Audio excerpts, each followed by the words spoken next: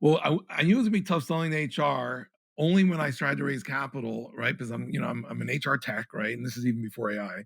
And I go to all these VC firms who focus on that area. There's like 30 or 40 who focus on HR tech, early startup, Series A. And they're like, we stopped investing in that space. I'm like, what do you mean? Like you have like 5 portfolio companies. Yeah, but there's now 17,000 HR tech startups. We've learned through our past investments that these HR buyers, they're, 50 to 60-year-old women who are not as innovative, they're not tech savvy. HR was the last function to use technology. They usually don't have analysts, maybe the biggest companies do. Are you a scaling SaaS founder? Ready to make the leap from leading a team to leading an organization? Join us each week as we refill your think tank with actionable tips and strategies from great business minds you know and those who don't know yet.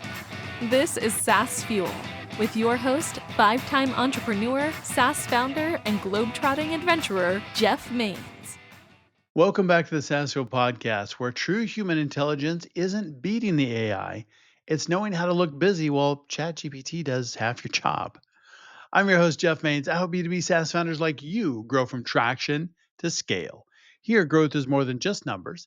It's about crafting a future-proof company, premium valuation, and leaders who build a business of significance while living epic, adventurous lives. What if AI could tell you how to talk to your team, not just what to say? In this episode, we're exploring a future of work that's closer than you think, where psychometrics, AI, and leadership intersect to create smarter, more human centric organizations. Sound maybe like a paradox? Maybe. But it's exactly what today's conversation is all about. We'll dig into how tools like Ask Aura are reshaping workplace dynamics, not by replacing jobs, but by augmenting them. Imagine having real time insights on how your coworkers prefer to communicate, make decisions, and handle pressure before you ever hit send on that Slack message. This isn't just personality profiling, it's practical, in the moment guidance that changes the way teams collaborate. You'll also hear why adoption, not just innovation, is the biggest hurdle to successful AI integration. It's not enough to build a powerful tool. If nobody knows how or why to use it, it kind of fades fast. We'll talk through the lessons learned from early missteps and how continued education and leadership buy in are absolutely essential for long term impact. And speaking of leadership, this episode also unpacks the evolution of what's happening at the top. We're talking new roles like Chief AI Officer, the growing emphasis on psychological safety, and why creating space for failure might be the most strategic move a founder can make. If you're building a company that wants to thrive in the next decade, not just hunker down and survive it, this episode might just be your roadmap for blending tech, talent, and trust in the age of AI. Let's get into it. My guest today is Juan Betancourt, CEO of Humantelligence. He's led global turnarounds, scaled startups, and now he's building the AI coach your team didn't know it needed. Ask Aura blends psychometric data with daily workflows. Think Slack, Zoom, Outlook to make collaboration smoother, leadership sharper, and teams more engaged. Welcome someone who's making the future of work feel a whole lot more human. Juan Betancourt. Hey, Juan, welcome to SaaS Fuel. Thanks so much, Jeff, for having me. You've had a remarkable corporate journey from P&G to Siebel to Decathlon. What inspired you to build human intelligence, and what's the big problem that you're solving? I've worked at some of the largest Fortune 500 companies. I've also worked at smaller tech startups, and it always fascinated me how leadership and people development was key to success the bigger the company. And you can get Yes. by with a great product for a few years, maybe even a decade, but if you're going to scale to tens of thousands of employees, people is really where it's at. And so I was just fascinated that the companies did it well, like Procter and Gamble, like at Decathlon, two of the most successful companies in the world, and where Hmm. companies did not do it well. And so always interested in it. I then at the same time, I was in the human capital management consulting space as a headhunter for 15 years at the two largest firms, Heidrick and Struggles and Korn Ferry.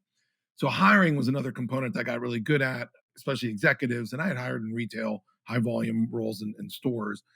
And so I always had this image after working at Siebel Systems, where they grew from 100 employees to 12,000 employees in 1 year and 8 million to 3 billion revenue in 2 years.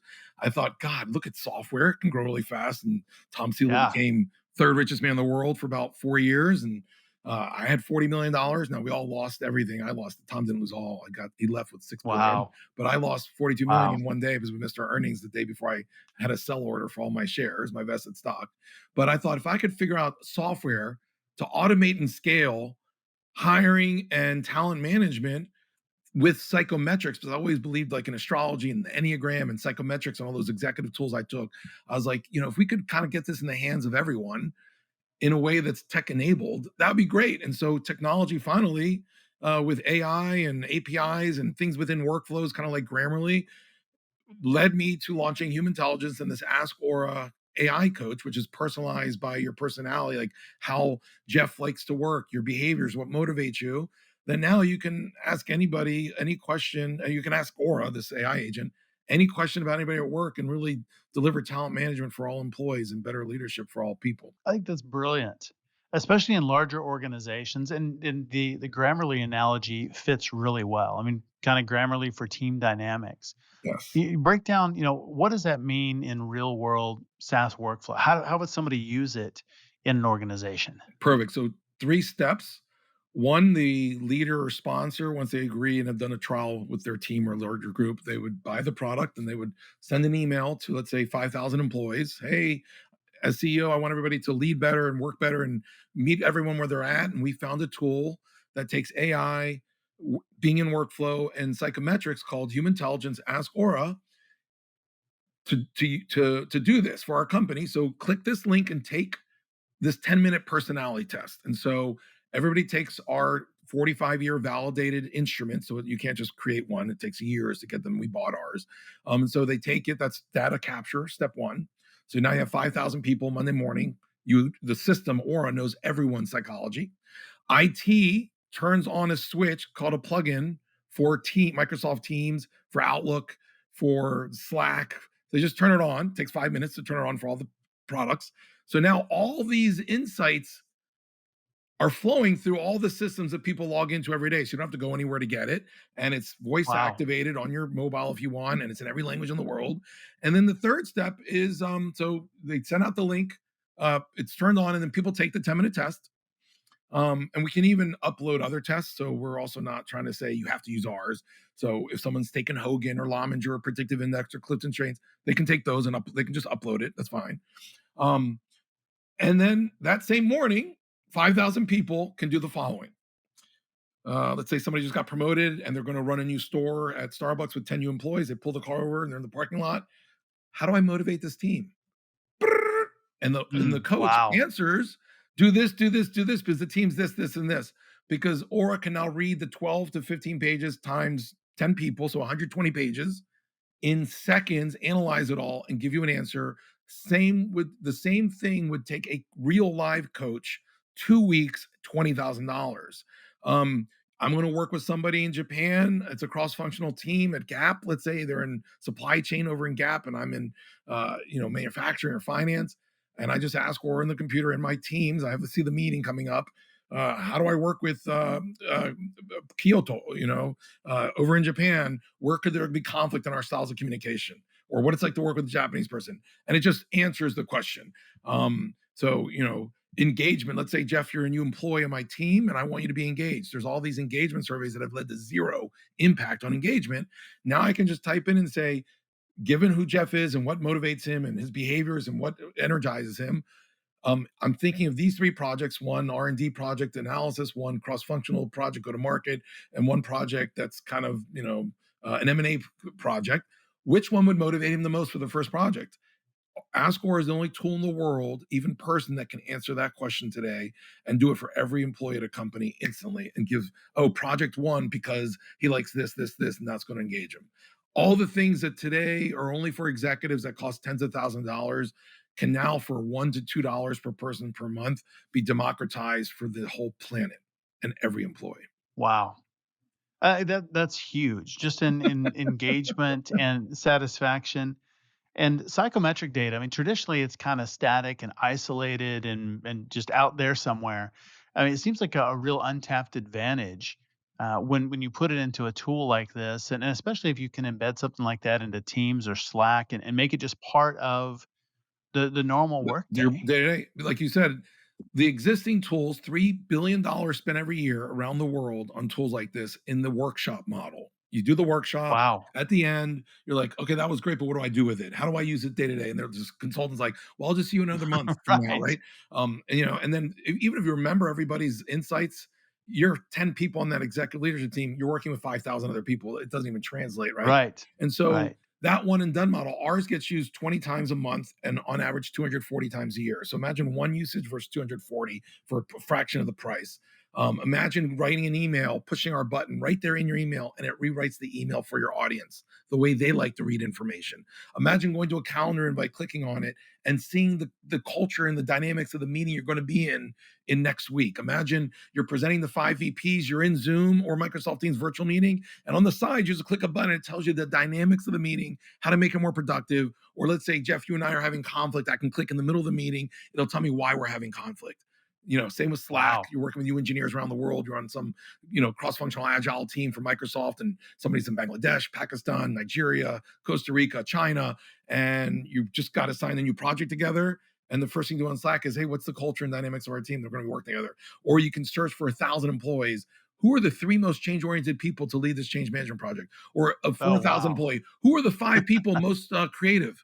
Or you have 20 employees, you need a mentor for a new hire. Who's most likely to be a good mentor? Because if you just get the people to raise their hands, they're probably not the best mentors. They're probably all people trying to, brown nose. So whatever question to find people, put teams that like Accenture's our client. They put teams together every 3 months for clients. They can literally be like, we have a client that's super innovative, the super fast acting, and we need influencers on this team who are process oriented, and who are really creative mavericks. Of the 20,000 eccentric consultants who are experts in X, who are the four we should choose? In a second. There's no tool on the planet, no company in the world that can find people like that today. That's pretty amazing. And then you do that and you put them on a client project, and the client's like, these are the greatest people ever. Correct. And yeah, because there is that match. I think that is really, really cool to think about. And even, culture, collaboration, just alignment within the organization, but cross culture. Yes. I think that's really important. Collaborative teams, and you have people that are working together and they're really liking their coworkers and their teams. I think that would really help retention as well. Yeah, so retention goes up when you use a tool like this. Everyone's working on projects that are aligned to who they are and what they want to do. So you have much higher engagement, and you don't need to do an engagement survey. If you're giving everyone projects they like, no need to do an engagement survey. And then if you also have the other reason people quit is just the work they're doing, it's the boss relation. This also can improve conflict between boss subordinate everywhere in a company. Yeah, it's amazing. We kind of fell onto this. We did not launch this 8 years ago to solve this problem. We were trying to solve the recruiting problems. That's where I had just come out of. And it's funny Ah, how, makes sense. COVID destroyed my recruiting company. We got in 4 years, we got to 2.5 million in revenue, 25 employees. I had to fire everybody but three engineers and relaunch as something else. And it was like two different pivots after COVID that led me Wow. to this AI Ask Aura product. My wife thought it was crazy. Why do you put money into this thing? And I'm like, because if there's got to be something that you can do with psychometrics that's really powerful. Like if you can understand people better, you can do anything. And so we finally kind of landed on this Ask Aura coach, which seems to be getting great traction. Which makes a lot of sense because the traditional way of doing it, just like you said, is maybe you remember for a little while. I mean, I still have people ask me today, like, "What's your Colby? What's a Yeah. predictive index?" And I've taken them all. I mean, it doesn't You, literally you every probably have a single one. And like, folder, either I don't even physical, remember yeah, my own. yeah, right, let alone someone else's. Oh, but just Exactly. How am I put it supposed on to remember put the it whole put it on leadership your team? signature or put it on your wall. Well, that doesn't help when you're working remote. It doesn't help if you're writing to someone, you don't have their signature. Exactly. Exactly. And so just having that at the, being able to ask instantly, I think has huge value because that's what really makes it usable. I mean, it's one thing to know that about somebody, even if I remember my own or somebody else's in the moment, but how often am I going to use that? How do I remember how to Right, use right. that? And The so having that where interpretation. you can just ask. Yes, because another thing is even if it was already in, because we were in workflow for 6 years, but we still didn't get a lot of traction because when it was in workflow in Teams, for instance, you could pull up somebody's report and read about it. Still wasn't really useful because you still have to think, read, and interpret. Right. Now you can say, write a script to address Jeff on the conflict we're having around our communication, and it'll tell me what to do. So now the coach is telling you prescriptively what to do and how to do it, not just here's his report, here's the team report. That's the big fundamental change. Like there were two fundamental changes. One was getting stuff in workflow. That was for the last 5 years. We still wasn't getting great usage, and then it was the delivery and consumption of data and content through a question and answer like a chat gpt. So when I saw chat gpt February of last year, I was about to shut the company down actually, because we weren't scaling, it was too hard. And I told the team, look, we're going to shut the company down, but I just saw chat gpt in February to March go from 10 million to 1 billion users. And I understand why Google, for the first time now, this past February or this past May, reduced in month over month search number of searches by people, because for the Right. first time ever, who wants to click, read, think, interpret, click, read, think, interpret, do that 5 times on Google when you can just ask your question on ChatGPT or some of the other ones and just get your answer? I said, you guys, we need to like repackage the whole platform in this delivery consumption of question and answer. Um, and I didn't think they could do it. And 6 months later, when they showed me the prototype, I was like, oh my God. And you know, like your first time you're in Uber and you're like, oh my God, all taxi driving will be like this one day. I Right. saw the first version of this product. And first, I congratulated them because I actually did not expect them to do it. And then I was like, this is it. This is the way that all psychometrics will be consumed in the future. That's so convenient because the value is in the usage. Yeah, having the knowledge is tiny Yeah. tiny bit of value. Having some score or label, but it's really how do you use it day to day? Does it affect business? Does it actually influence the way you interact with somebody? That's the value. And for that, we don't charge for taking the assessment. This used to be a $299 assessment they would give it executives and like a $5,000 workshop around it. We give it for free. What we're charging Wow. for is the usage, right? The day-to-day questioning, because we don't think Sure. having a report and knowing that you're a harmonizer adds any value unless you know what a harmonizer does with an influencer and you get, insights out of Exactly. it. Yeah. And even if somebody does know that, what does it mean? What does it mean if you're a harmonizer and you're interacting with somebody else who's some Correct. other label? Correct. Yeah. Well, you definitely have been in some big companies, small companies. You built a recruiting practice, pivoted. What's the hardest part of shifting from executive to founder? So I was at, Puma, Reebok, Procter and Gamble, this big company called Decathlon. I mean, they have 600,000 employees. So just having so much structure and so many A plus players at these big companies, right? Because with lots of money, big companies can hire, from the best schools. So I think some of the Yep. key challenges for me were, you know, well, one, you don't know what you don't know. So like the lessons I had in my first 5 years of a startup, I could have done the first 5 years in 2 years. Now I know, like if I redid another company, like just everything from setting up the accounting systems to, I probably invested too much in conferences and not knowing that that was a waste of time. And uh, I probably tried so many of these like lead gen systems that reach out to you. I bought all of them. I tried all of them. Like it just there was a lot of learning curve of what to do and how to do it and how to grow. Um, uh, Realizing that the network is really where you're going to get your first few deals. I thought the product would stand on its own legs.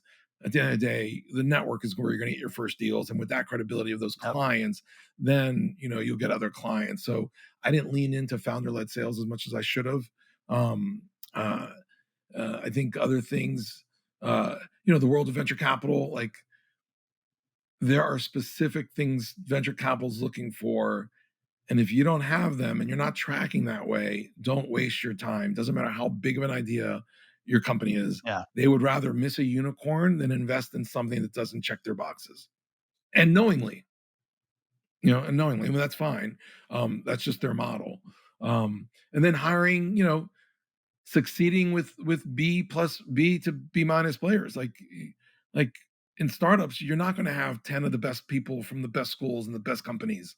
You're going to have people who Right. are a couple stars, a couple average, a couple really bad apples that you still got to work with because you don't have the money to go and hire somebody else or the time. So, learning how to operate in these new environments, When I first started, I was like, I'm going to create the Procter and Gamble culture, the Procter and Gamble process. So I was trying to like train people on how to Mm, write the Procter and Gamble style, how to create redo the P&G culture. I mean, that was a complete failure. Just people thought I was nitpicking. Leadership. I was a micromanager. I thought I could improve everyone and keep them to certain standards. And what I learned there was, it's better to have all of your employees, all 10 or 15 or 20, super motivated, working extra hard, suggesting things, even if they're wrong 5 of 7 times. yeah, That is better than trying to hold them accountable for A+ stuff and everyone deflated, not lifting a finger, really not even thinking. So exactly. I mean, these calls for months, maybe even a year or two, people would just look at me scared to speak because I knew best. I always knew the best, and I always made, and I was trying to help them. They just saw it as this guy is a fire breather, criticizer. He's better than everybody else in the room, and he makes me feel stupid, so I'm not going to speak or do anything. So then, literally, it was one night I meditated. I started meditation about 8 years ago, and I just got the message like, Juan, your company will implode and everybody's going to quit. Like, better that they fail, even if you know they're going to fail, and work their ass off, because half of it's just the grit and the hunger and move quick. And if the product's as good as you think it is, that's half the battle. Like, everybody else is just pushing it forward. And sure enough, it was tough for me to let people do ideas that I knew would fail and tell them later, like, oh, that's too bad that failed, knowing, but they were all trying. And even to this day, that new Ask Aura AI coach, that was my team completely. And this group of, let's say, Bad News Bears are going to go down in history one day, I believe, as some of the greatest software developers ever at the level of Facebook, Meta, and Google for what they created, because I think I motivated them to have ownership, and it's their baby as much as mine. It's really, really remarkable how counterintuitive leading a startup is. It really is. I think that's awesome. And you didn't have to pay him $100 million a year to get them. Correct. I love the Yes. the bad news bears analogy Yeah. too. Yeah, they won the championship. I don't remember the whole. I remember it was baseball, but they weren't the best team on paper, but they won. Yep, And that's yep, what counts. You want to win the game. Who cares how it looks? that's right. Yeah, I love just the startup mindset and just being scrappy and having to figure out how to do things. Resources are always limited, even in big companies. But with shoestring resources, figure out how do we be creative? How do we deliver this without crazy budgets and all of the other things that the big companies have, and how do we create something that's even better? Yeah. Yeah, we were almost bought by Ultimate Software, which is now UKG. And I'll never forget, we gave them our access to our code to look under the hood. I mean, they wanted to see how easy it'd be to plug into their software and the way they wrote their code. So they're looking under the hood and they're like, so they come back and they didn't know how many employees we had. And the chief product officer and I, is like now probably the third month, 20 hours of exchange between me and the chief product officer. She goes, okay, so my team went thorough analysis and review your platform, and they're really amazed that a startup has such well-written code, so structured, so latest technology. They want to know, how many developers you have, like 100? I go 5, and they're all in Colombia, the country. And she's like, that's impossible. There's no way. I go, yeah. I love that. Yep, SaaS founders, we do the impossible every day. You right? It That's awesome. Yeah. I mean, it's funny, as a SaaS founder, you probably look back every 2 years and are amazed by what you've achieved. Like this is, I've never failed for as long as I have failed in these 9 years, right? Like, yet it has been the most fulfilling experience professionally of my life. Yeah, and it's never failure unless you quit, unless you give up. Right. I can only say it's There's failure always if I stop. If I end up making this the right. $200 million company or whatever, I'll be like, well, I didn't fail. There were a lot of little battles I lost, but I ended up winning, succeeding at Exactly. the end. Well, AI and HR and in other areas as well, but HR seems to be, still kind of met with skepticism. How do you overcome that resistance from maybe HR leaders or executives that are hesitant to adopt a new platform? You're you're going right into the wound with salt there. Um, I knew it was gonna be difficult I think selling. we all experience this. Well, I knew it was gonna be tough selling to HR only when I started to raise capital, right? Because I'm an HR tech, right? And this is even before AI. And I go to all these VC firms who focus on that area. There's like 30 or 40 who focus on HR tech, early startup, Series A. And they're like, oh no, we stopped investing in that space. I'm like, what do you mean? Like you have like 5 portfolio companies. Yeah, but there's now 17,000 HR tech startups. We've learned through our past investments that these HR buyers, they're, 50 to 60-year-old women who are not as innovative, they're not tech savvy. HR was the last function to use technology. They usually don't have analysts, maybe the biggest companies do. So we're finding that, and they don't have budgets for software. It's usually in the CIO's office. Right. So it's really not a space that we think many companies will succeed. And it seems like the one-stop shop, Workday, Success Factors, UKG, Cornerstone, the one-stop shop, that's the safe bet for these conservative HR leaders. And they're not really considering true best of breed, awesome solutions like yours or several others until they've now been incorporated into the one stop shops. Whereas the one stop shops Mm, copycat all the best of breed stuff. And even though it's of a course. crappier solution, it's plugged into everything else. So that's just easier. No integrations needed Right. and just turn it on. Right. So that has been really hard. Like, and I can't say that we figured that out. The only thing that's helps them buy is other clients, right? Like when I can say that we close Accenture for all 600,000 employees, that gives a Fortune 500 company uh, and a head of HR there, a certain trust that our product works at scale, that it's been kicked Yeah. the tires, and we've closed Coca-Cola, we've closed a trial at Honeywell, and a few other large companies are playing around with it right now, Mastercard. So the more we can close the big deals and have them on our website, we'll get over that trust issue and that fear of AI. Of course. Yeah, I think that is a hard space to sell into, for sure. Just for all the reasons you said, and the budgets is a big one. I think you've done really smart in really making it where you don't have to forklift out some other stuff in order to implement it, Correct. and it plugs into things that they're already using. Yeah, we try to make it as simple as possible. You can get 10,000 people running in a day. It's a buck or two per person. You can trial it not in Microsoft Teams. You can trial it in a portal. So you don't have to go through the whole IT security review to play with it. And so we have like a little sandbox where they have a password and a website link and a password to log on, and they can play with it with our team's data. And so, like, in 3 weeks, they get a feel for it and they know if they want to use it or not. What did you get right or maybe wrong early on in building the product that shaped how you operate today? So, I mean, now it's like obvious, but back 8 years ago, 9 years ago, we built the first version was a recruiting tool called TalentFit for recruiting. So we had our own applicant tracking system where you could send out the link to take the assessment to applicants, and then would compare the Okay. applicants to the leader, the team, and then you could also aggregate all high and low performers and see if there was a difference between high and low performers in the actual position. Picture cashier registers, call center agents, manufacturing workers. You get 400 workers, you could have them all take it, and then our tools separate out. Well, the company tells us who the high and low performers are, or mid as well.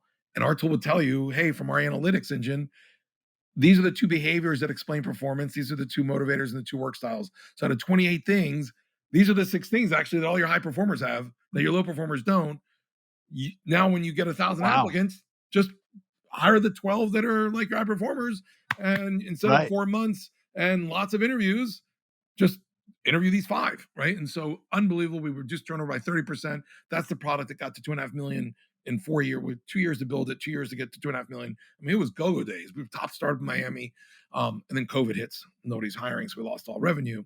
But even that product, we built it and we just thought it's so awesome. Everybody's going to want it. But every time we went to a large company, they're like, we will never buy something that's not integrated into Ultimate Software or into Workday. And so, like, we had to go back to the drawing board and reintegrate our product into all of those, which, since we hadn't thought of that at the architecture layer, we almost Oh, had to wow. rebuild it because we hadn't thought of that, which then helped us though on these other products that we created, already knowing that we would always be integrated into Teams, Outlook, Slack. So even though it was a short-term bump for 2 years, it was great when we did launch these new products. We built them for enterprise scale. So that was one thing, kind of the integrations into existing platforms to be kind of seamless, which now I think all companies know that, right? I would hope. Um, Right. and then the other thing was like the portal. We moved from that to like a portal where, like, okay, well, now it's distributed workers, right? That we're looking at 21, 22. That phase of the company, we were kind of a culture management tool. And there were 2 problems with that we learned were failures. One, sure, people are distributed and they need to learn about each other. So having visualizations and insights that you could get about everybody would be great. But couple problems. One, it was a portal and people high usage 90% the first month. Everybody wanted to see everybody's results, then 70 after 6 months, and then 50 after a year. And then by second year, we had huge churn because people weren't logging in. So again, the integrating into existing workflows. Two, even though you're right and the rest of the market is wrong, doesn't mean that you should go to marketing that way. So we were calling culture, defining culture as the behaviors of your people, their motivators or values that drive behaviors and work styles. That's truly culture. We're the only tool that could roll it up bottom up. So we were truly the only culture product. And we did SEO and SEM, and anyone looking for culture, we'd get them to do meetings with us. But everybody looking for culture products had already been defined in their head through billions of advertising. The whole engagement survey space was saying that they were solving culture. We were Mm, doing psychometrics to understand true culture. The 20 companies out there raised $100 million just spending out the wazoo. Qualtrics, Perceptics, Culture Amp, all they were doing were surveys. So I'd get SEO and SEM was great. I had 40 meetings a week. Problem is, they'd all see our product and like, wow, that's the best product I've ever seen for culture. I'm like, okay, you want to move forward? No, because my team and my boss want us to go find a survey to measure culture, not not the wrong way, but that's what they've approved. They wanted a survey. right. They didn't know what you have existed. So even though we were right, we lost and we had to give up the whole culture management because we couldn't outspend competitors on marketing. Like, and at the beginning of the year, a company, an HR leader, they identify what they want to buy, and they tell the lower minions to go out and find 20 companies, evaluate them, and present the top two. And they're just in the Right. process of doing SEO, of searching, and our SEO SEM finds them searching for topics on culture. But the culture product we're offering, which was actually the right culture product, nobody was looking for. So SEO SEM was a waste of money. So how do you get around that when somebody is looking for a survey product or a culture survey, that kind of thing, and survey, they understand what that means, but then you have the other side of that, psychometric data, and they may look at that and go, I have no idea what that means. We're going to buy a survey thing. Yeah, it's frustrating, and I used to try to convince people not to and use ours, but you can't get around the budget process and decisions made at the top level. Because these lower level people, they're not decision makers. They're not going to go and try to change their bosses' minds. They're just executing Right. a decision. So, so what we did Exactly. was, We need a survey yeah, thingy. yeah. So we went to a different product. Oh yeah, this is funny. Our third version, we went to something called AI for smarter collaboration. So we built it into workflow to solve the portal problem on our version 3.0. Okay. So now you could get it in Outlook, you could get it in Teams, you could get it in virtual meetings and in Calendar. So really cool. Write an email, rewrite it, push a button, rewrite it in the calendar, see the culture. And we went to market called AI for smarter collaboration. And people thought this was the slickest thing for 2 years. We even got back up to 1 million in revenue. Close United Healthcare. That's how we first started getting into Accenture. But the problem Wow. was we weren't getting serious lift. We were just getting a couple wins, but a lot of like not moving forwards. Like everyone loved the demo, but 90% wouldn't move forward. And so what we realized was, wait a second, is there a chief collaboration officer at companies? Nobody is Oh, responsible for fixing collaboration. Nobody gives a damn. Like, sure, does a company yeah. in general want better, but they're not going to get fired if collaboration's 80% versus 90. And so Right. what we realized is we had this great product that solved a problem that nobody has a mandate to solve.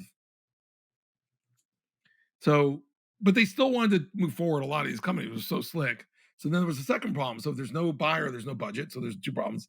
But they still move forward. And then like, okay, let's trial it. And we hadn't built a trial that's in a portal. So you actually had to turn it on Teams or Outlook or Slack. So then they would kick us over to IT, and that was a 6 month security review because it was All AI. AI right. was just coming out. So then it was delayed the sales for 6 months. And then like finally got that turned on. And then HR would say, okay, well, we want to trial it. And we're like, okay, we'll find people in the company you don't know, but you're not going to use this tool to rewrite an email for someone you sit next to and work for the last 10 years. But then, like, wait a second, how do we Right. find people that we don't know to work and then fictitiously write emails? So there wasn't really a good way of trialing a product working with people you don't know. And then in Spanish, you say el colmo, like the straw that broke the camel's back. Even if they still move forward, bought the product for 10,000 people, adoption was a problem because if you ever look on Outlook, there's like 10 buttons times 5 tabs, there's 50 buttons on Outlook. Same. Yeah. Well, you can turn it on at IT admin level, and every now will have that button at an enterprise, 5,000 people. There's a component of a dirty, it's not a four-letter word, but it's just as bad for software, SaaS, called training. Remember, Yeah. we're 8 people. How do we get a 10,000 person trial, everyone trained, where the button is to click and what you can do with it? It just shows up one day on all these people's Outlook and they don't even know it's there. So we're only getting 15-20% of people finding it or reading the initial email that went out. Hey, we now have this new plugin. So we failed at getting trials and adoption and getting people to look at it, right? So that training component was also a challenge in that third version of AI for smarter collaboration. Now, Ascora solves all those problems. Like you don't need training on ChatGPT, and our product's even easier because it lists for you the questions you can ask. You can ask your own, but Oh, like that's a great. lot of people don't know what to ask on ChatGPT. So we're like, do you have questions on leadership, on team collaboration, on conflict with somebody, on how to redo a performance review? So they're very like, what do you want to do today? What's the use case? Click here and we'll give you an answer. Versus ChatGPT, which is like, here's a big, vast open space. Be really Right. curious and figure out what you want to ask. Like a lot of, I would say 90% of society is like, question mark. I don't know. What do I do with that? Exactly. I think that's the problem with a trial is people, it's like, okay, cool. So what do I do now?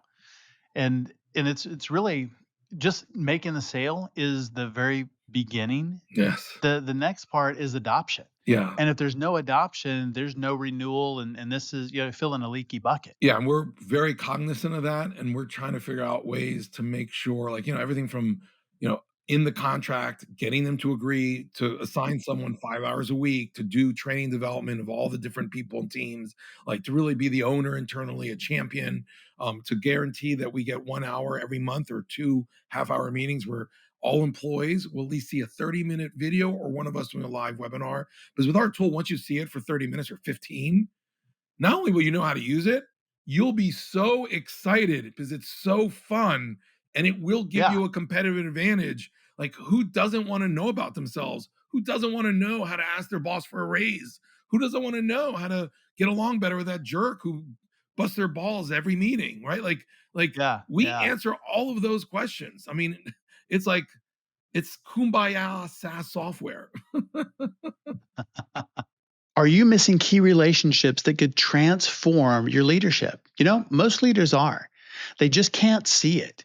And here's what shocked me: the most successful leaders aren't lone heroes. They're the center of four specific relationships that multiply their impact while preserving their sanity. You're probably like everybody else, drowning in connections, but starving for real support. And it's creating a silent epidemic of leadership burnout among executives just like you. So, take my free assessment at thecaptainskeys.com. Discover which critical relationships you're missing in under 5 minutes, and then grab my new book, The Captain's Keys, part Netflix drama, part game changing blueprint for leadership that actually sustains you. One CEO called it the owner's manual I never got. So stop flying blind and see what you're missing. I think adoption, the use cases is something that I think so many companies forget about. They're just like, here's this awesome thing. Yes. And then it's the blank screen. And I Yes. always thought that was weird. That was, how Google started. They wanted a simple screen and you got this one box in the middle and you can do that. Or I think they used to say, get lucky Oh, right. or something like Yeah. that. Yeah. They had to get It's like, lucky. okay, I can search, I can get lucky. Yes. Okay. But it's so many people think about their software that way. It's just like, this is awesome. And you're like, okay, so what do I do with it? Well, it does all these things, but there's no use cases right there in No. front of them to Correct. make it real. Yeah, we actually just relaunched our whole interface when you get in. Because it was by if you're one person, if you're two people using it, if you're a team using it, so more by like hierarchy of data, which is a very product way. And finally realized, no, let's enter where what do you want to do today? Do you want to learn about yourself? Love it. Do you want to learn about somebody Yeah. else? Do you want to resolve conflict? Do you want to write a performance review better? Do you want to rewrite an email? Do you want to compare two business units and see how psychology might be impacting performance? So, and then when you click on that, then you get like 40 questions per area. But it's really by use case. That's really smart because it gives context not only to the AI, but also to the Yeah. user Yes. and just that mindset. What do I want to do today? And I'm sure there's a lot of those cases like, I didn't know it could do that. Correct. Yeah, and every time they're reading it, like we just launched a tab for DEI. It's optional. Companies don't have to turn it on. It's so charged these days. But you know, so many people are scared to even ask questions about DEI for fear that if you ask a question the wrong way, am I allowed to say this word? People might, oh my God, Right. you're a racist. How dare you even ask? Like, so this is a personal coach. You can ask anything you want around DEI. Around, we have another one we just launched this week for cross-cultural understanding, right? Because yeah, Germans generally are a certain way, and same with French, but every individual is unique. And so we have this tool where it says, okay, here's the culture of the country you're working with on how to communicate, and then here's the person that you're going to work with. Here's the three things that they are very French, but here's three things that don't treat them like a French person because they're actually quite American and they're like this, this, this. So these kind of generalizations, we kind of are giving really nuanced answers because it's not just good enough to say, oh, they're American, they're this way. Like, how different are we in the Right. US? Can you imagine? Every country has their Yeah, differences. completely different. Yes. Well, that makes a lot of sense because and that's kind of again the old way of doing it is even if you're doing business in another country, you get the book and you read. Here's how they Yeah. do things over there. Is the book right? Sometimes. Sometimes. But then you have the individual on top of that, Yes. and so is the individual they haven't read their side of the book. Right. They don't know how they're supposed to be. They don't know the script.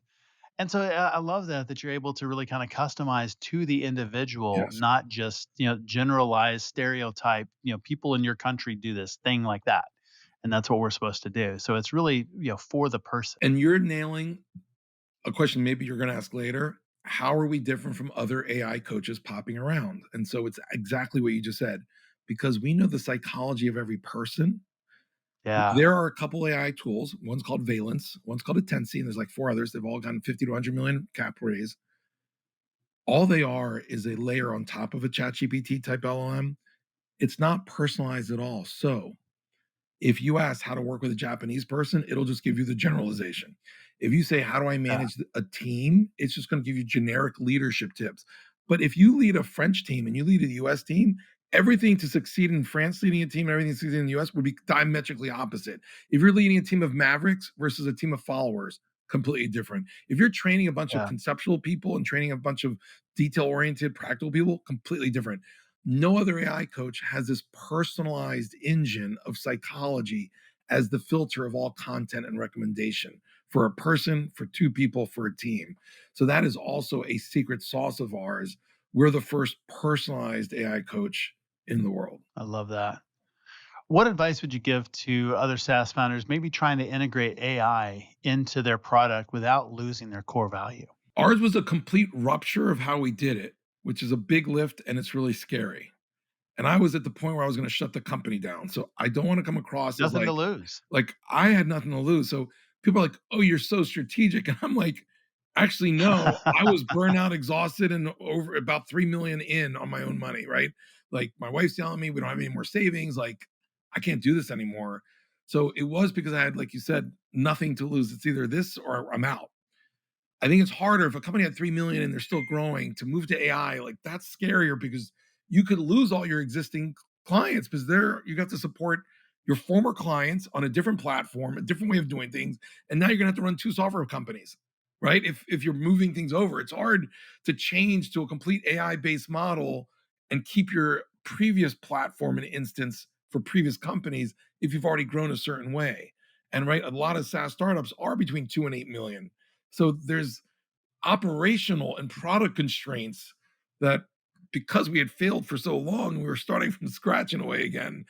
We didn't have those barriers, right? So, but I think come at it with a complete whiteboard. If we were to relaunch the company today to solve this problem, assuming we've never built anything, look at it that way.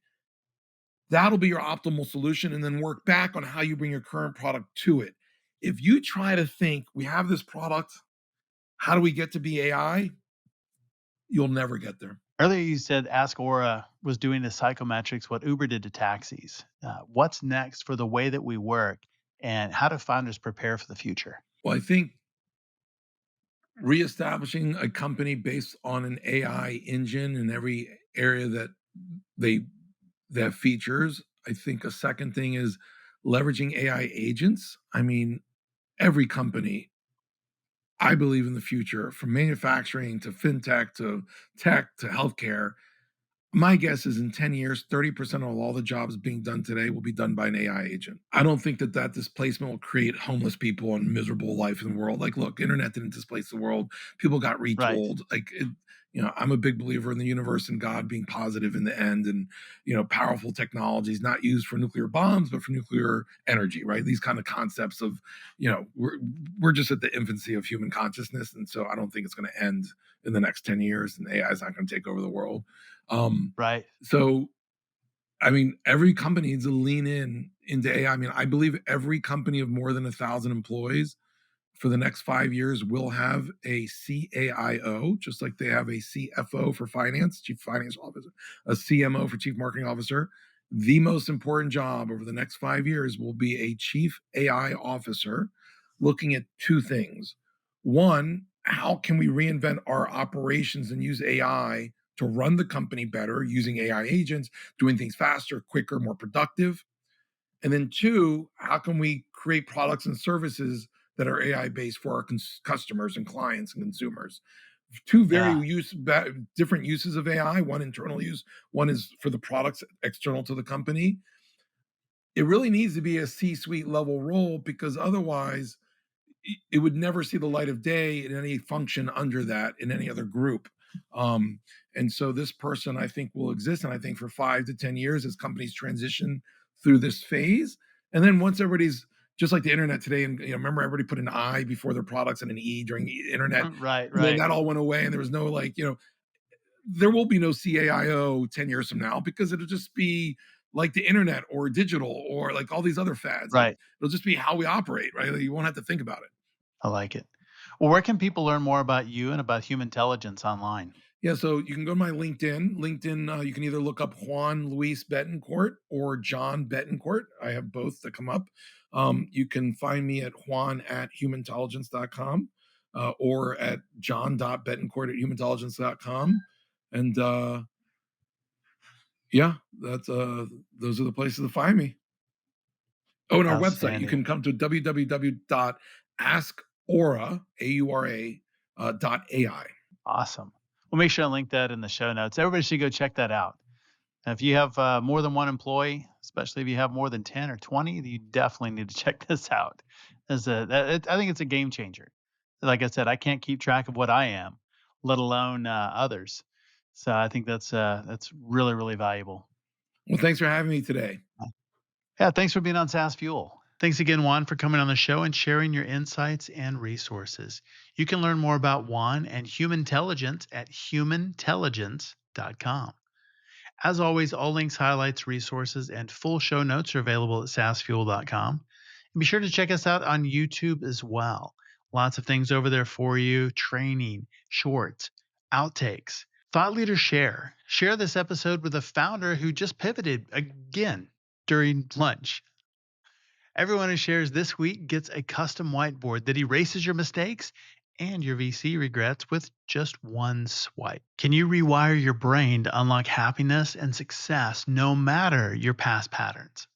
Well, our next guest, Mitch Weisberg, author of Mind Shifting, a guide to silencing the inner saboteur and creating mindsets that move you forward, will be here to talk about just that. How do we move forward and unlock that no matter what's gone on in the past or what the current circumstances are? After that, we have Garrett Rice, former Apple product leader turned co-founder of Callings.ai. It's the first AI-powered job search platform built for career transitions. See you next time, and as always, enjoy the journey. Thanks for listening to SaaS Fuel. Full show notes for each episode, which includes a summary, key takeaways, quotes, and any resources mentioned, are available at saasfuel.com. Be sure to follow and subscribe wherever you listen to podcasts. And if you're enjoying the content and getting value from these episodes, please leave us a rating and review at ratethispodcast.com/SaaSfuel. We'll be sure to read these out on future episodes.